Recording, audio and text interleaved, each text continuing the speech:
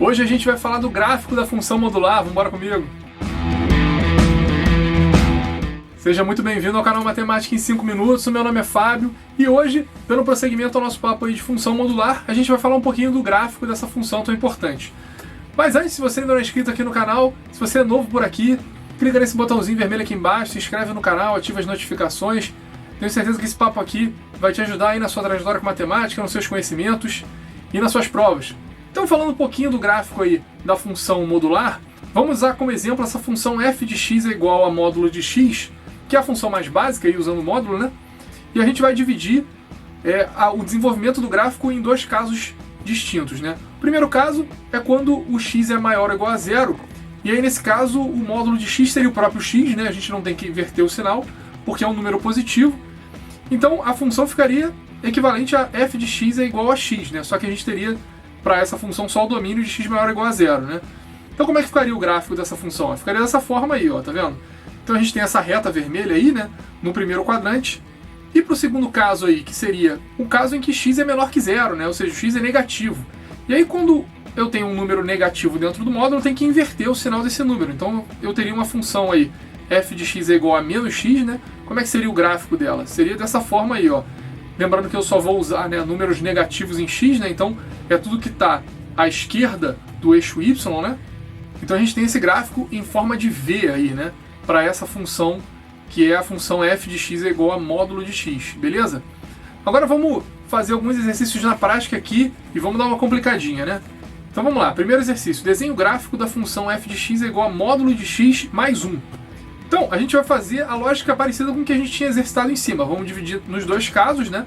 O primeiro caso seria aí com o x maior ou igual a zero. Se o x é maior ou igual a zero, vou manter lá o sinal do módulo. Então, ficaria com a função f de x é igual a x mais 1.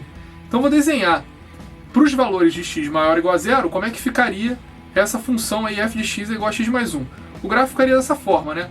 Então, repara que quando eu tenho o x igual a zero, né, eu teria o f de x igual a 1.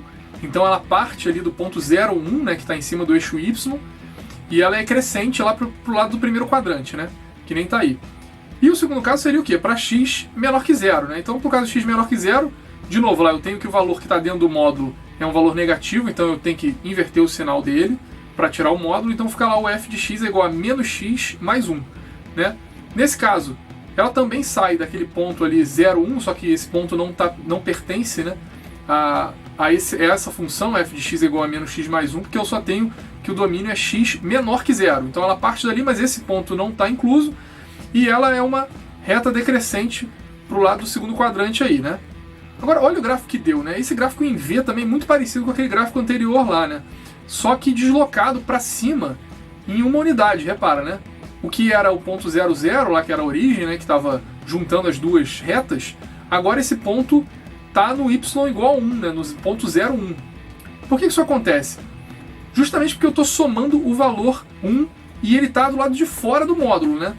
E esse movimento a gente chama de translação vertical, é o nome técnico para isso, tá? Então a gente está pegando o gráfico lá da função f de x é igual ao módulo de x, se eu estou somando um valor do lado de fora, então eu vou pegar o gráfico dessa função f de x igual ao módulo de x e vou deslocar ela na vertical, né?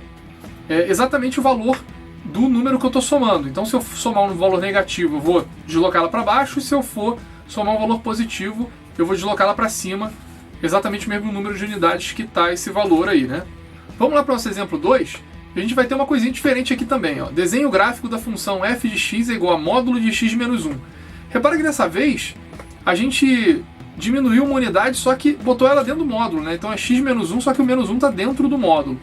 E aí o que acontece? Eu vou ter que dividir em dois casos também, só que dessa vez eu não tenho que ver se o x é positivo ou negativo, né? Eu tenho que ver o que está dentro do módulo, se é positivo ou negativo. Então nesse caso aí, eu vou dividir lá. O primeiro caso é x menos 1, o valor x menos 1, ele sendo maior ou igual a zero, a gente teria o quê?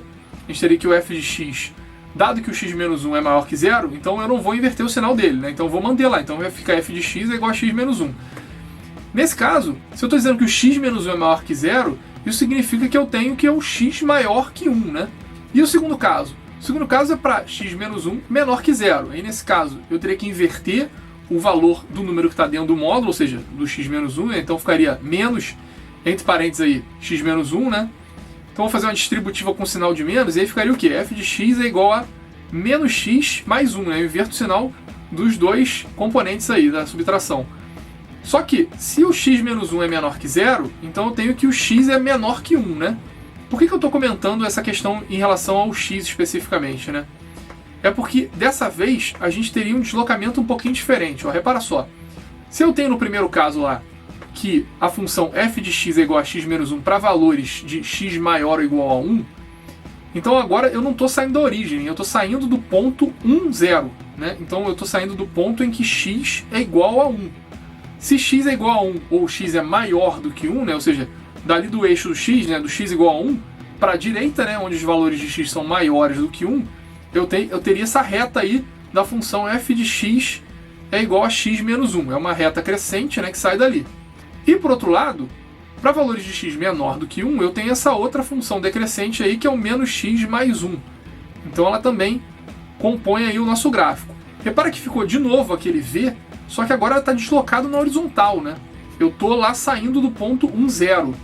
Então, como é que é a lição que a gente tira aqui, né?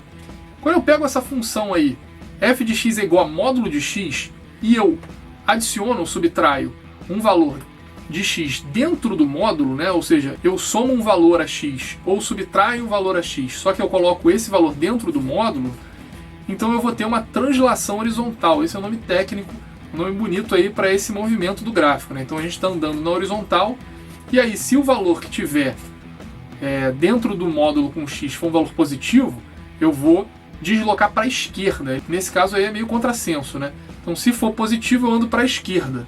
Se for negativo, eu ando para a direita, como aconteceu aqui. Beleza, pessoal?